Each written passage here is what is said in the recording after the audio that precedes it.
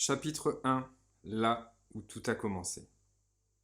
Cet état de fait peut possiblement vous paraître utopique. Pourtant, sachez que cette façon de penser est un élément fondamental de la réussite et du succès de ce que nous appelons le mindset, l'état d'esprit. Soyons réalistes quelques minutes. Le mindset n'est pas quelque chose d'éphémère après quoi nous pourrons. C'est une notion à conscientiser pour la mettre en action et pour ce faire, faites cet exercice avec moi. Vous ne croyez quand même pas que j'allais faire tout le travail? Tout d'abord, mettez-vous au calme, tranquille, dans un endroit où rien ne viendra interférer avec cet exercice quelques minutes. Vous pouvez même prendre en considération le chant des cigales que vous entendez certainement derrière moi. Et oui, c'est l'été, laissons-nous bercer. Ensuite, laissez simplement venir à vous un projet, votre projet, vos rêves, même les plus fous. Laissez-les libres. Donnez libre cours à votre imagination pour diffuser cette belle énergie tout à l'intérieur de vous, tranquillement et à votre rythme. Imaginez maintenant avoir réalisé votre rêve, votre but, atteint votre objectif et vous racontez cette réussite à un ami. Prêtez attention à votre état interne tout en le laissant se diffuser à l'intérieur de vous. Que ressentez-vous? Maintenant, de manière imagée, retournez-vous et observez le chemin que vous avez emprunté pour réussir.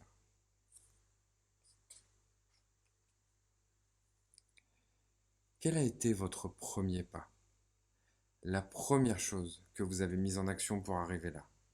La première action, la plus infime soit-elle, qui vous a conduit à atteindre cet objectif? Quand vous avez terminé, je vous invite à revenir de manière plus consciente à ce livre. Félicitations, vous venez de réaliser votre premier exercice de visualisation. Mais d'abord, j'ai une question pour vous. Que croyez-vous qu'il se serait passé à l'intérieur de vous si, au beau milieu de l'exercice, je vous avais dit: bon, vous avez votre objectif et votre rêve, c'est génial, maintenant on va voir s'il est possible de faire quelque chose. Hmm. Pour obtenir un mindset qui vous fera vous déplacer des montagnes, on va commencer par éviter l'auto-sabotage. Le cerveau conscient est déjà là pour ça. Évidemment, rien de ce que je vous donnerai comme astuce ne remplacera un bon coaching. Cependant, pour faire vos premiers pas dans la bonne direction, gardez ceci à l'esprit. Le cerveau humain est incapable, je dis bien incapable, de faire la différence entre ce qui est réel ou imaginé. Ce qui veut dire que si vous êtes capable de l'imaginer, vous êtes simplement capable de le faire. Pour réussir, il y a une étape indispensable. Cassez vos croyances limitantes. Qu'est-ce qu'une croyance limitante, me direz-vous? C'est facile. Je ne suis pas capable de. Je ne m'aime pas assez pour. Je suis nul. On m'a éduqué pour être avocat alors que vous êtes un artiste, etc., etc., etc. Et enfin, souvenez-vous que quoi que vous fassiez, les gens vous critiqueront toujours. Amis, famille, peu importe, ils le feront. C'est ainsi, c'est humain. Certains projetteront même leur peur sur vous. Mais comment tu vas faire quand? Mais qu'est-ce qui va se passer si ça ne marche pas? Ces réflexions ne sont pas là pour vous empêcher de réussir, mais pour vous mettre à l'épreuve, vous et votre force de motivation. Surtout qu'il ne faut pas oublier que bien souvent, les personnes qui ont le plus à redire sont les personnes qui vivent avec le lourd poids du regret de ne pas avoir osé réaliser leurs rêves, car ce n'était pas convenable ou encore conventionnel. Mais j'ai une question pour vous. Qu'est-ce que le bien? Qu'est-ce que le mal? Qu'est-ce que la norme? Qu'est-ce que la vérité? Oui, je sais, j'avais dit une question. Nous ne sommes que des humains et personne ne détient la vérité absolue ou encore n'a le droit de dire ce qui est bien ou mal. Et vous savez quoi? Parce que personne n'est vous. Personne ne voit ce que vous voyez, personne ne ressent ce que vous ressentez, personne ne vit dans vos chaussures. Alors, comme le rappelle si bien ma chère amie Sandra, ne laissez jamais, jamais, jamais personne vous empêcher d'être qui vous êtes. Attention, vous m'entendrez souvent le rappeler en vidéo ou pendant les conférences, n'attendez pas d'être au fond du trou ou dans une situation difficile pour voir si vous pouvez creuser encore plus bas. Bien sûr que vous le pourrez. Si vous vous posez la question, c'est que oui, félicitations, vous arrivez au fond. En revanche, pour les plus téméraires, les plus audacieux, oui, vous pouvez aussi continuer de creuser, mais là, ça s'appelle un choix. Pensez à vous faire accompagner, que ce soit à titre personnel ou professionnel. Les anglo-saxons ont des siècles d'avance sur nous. Un peu extrémistes, je vous le concède, car elles vivent littéralement avec leur coach, mais c'est toujours préférable à nous, Européens, encore trop arrogants pour imaginer pouvoir tout résoudre tout seul. Si vous n'êtes toujours pas à l'aise avec l'idée, dites-vous que les Asiatiques, eux, ont trouvé un compromis fort intéressant. Au niveau médical, plus le praticien a de clients, plus il est mauvais. En somme, ces derniers ne sont pour ainsi dire jamais souffrants. C'est vrai, je le disais un peu plus haut, je suis de ceux qui pensent que nous n'avons pas besoin d'avoir souffert pour faire un métier qui contribue au bon développement et à l'équilibre de chacun, mais il faut bien avouer que cela apporte une certaine plus-value.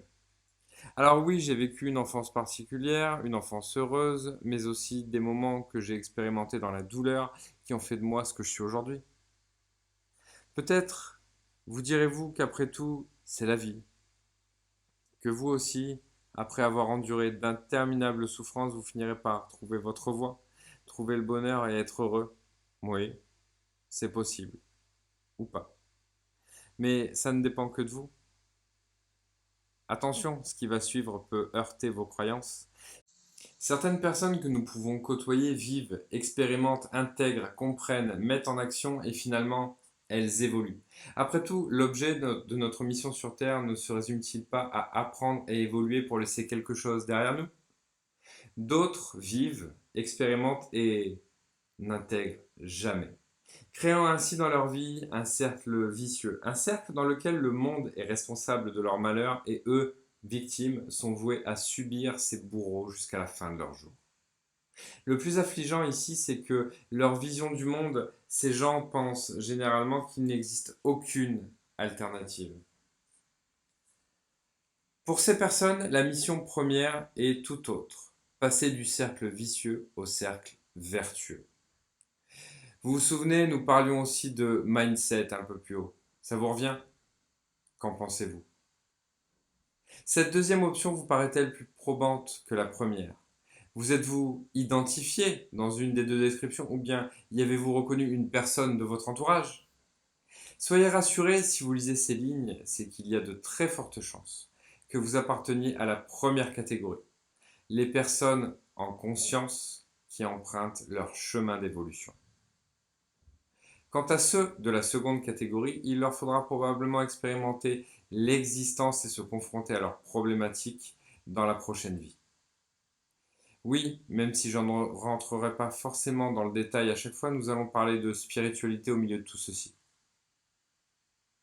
Pour ceux qui ont un doute, chacun y va de sa définition, mais pour moi, la spiritualité, c'est croire en quelque chose de plus grand qui nous dépasse, une force qui nous permet d'avancer et d'évoluer. Oui, Maître Yoda m'a enseigné les secrets de la force. Nous y reviendrons un peu plus loin. Il est encore temps pour vous de refermer ce livre. Nous nous quittons ici, bons amis, et je ne vous en tiendrai pas rigueur.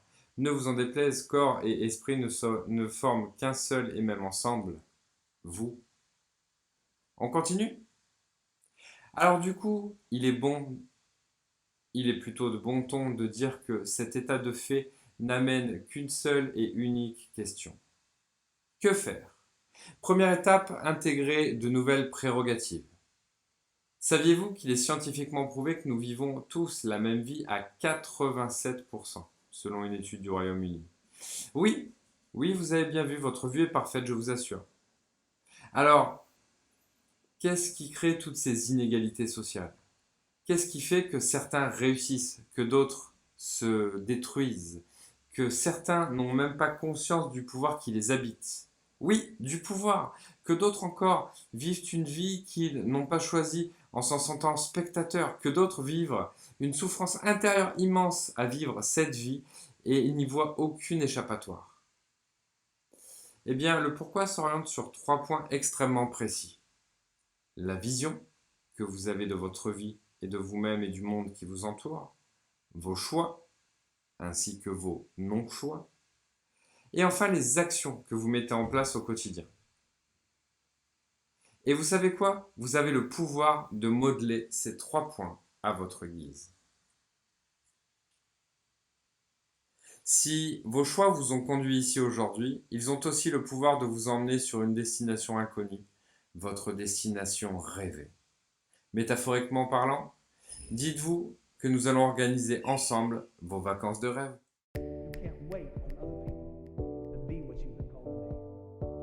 You can't wait on their affirmation. You can't wait on their approval. You can't wait on their support. Sometimes you just got to run and look behind you and say, everybody who wants to run, run, but I can't stop running because you're not running with me. Listen to me, hear me. You can't stop.